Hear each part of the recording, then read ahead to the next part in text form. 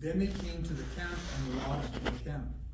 Back to 11 now. And Joshua rose early the next morning, and the priests took up the ark of the Lord.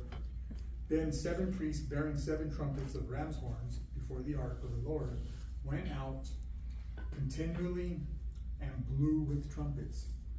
And then the armed men went before them, but the rear guard came after the ark of the Lord. While the priests continued blowing the trumpets, and the second day they marched around the city once and returned to the camp. So they did this 6 days. Okay. So what he did is he had them, God told them to march, right? And then stop and then march.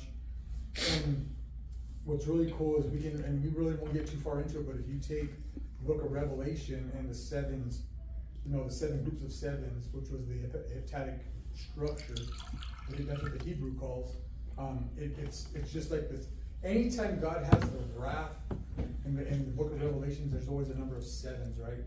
There's a 7 and there's a pause. There's a 7, there's a pause.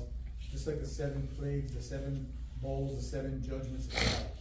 And then in that pause, so here, what we're doing is we're seeing them take that pause right now, right?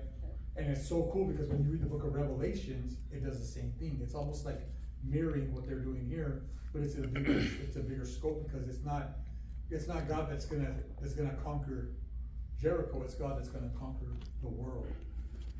Okay, Joshua chapter 6, verse 15.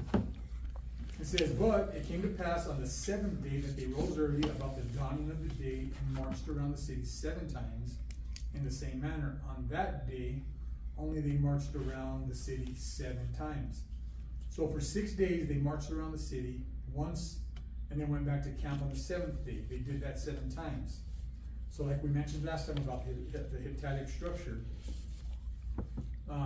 And like I said, go into that study in Revelation, and I'm hoping that we can actually do a study in Revelation. That'd be good. So in the book of Revelation, it's pretty intense because Jesus takes the scroll in chapters 4 and 5, and then there's a stop, there's a pause. It's almost symbolizing exactly what they're doing, right? They're walking around, they're pausing. They're walking around, they're pausing, and that's what Christ does in Revelations but it's through the whole book. So what's amazing there is that they're taking, and this is a 7 days, right? And what's amazing to me is that you have the Sabbath, right? So God is having them work on the Sabbath. And like we said the last time when we had this study was that Christ says, I am the Lord of the Sabbath, right?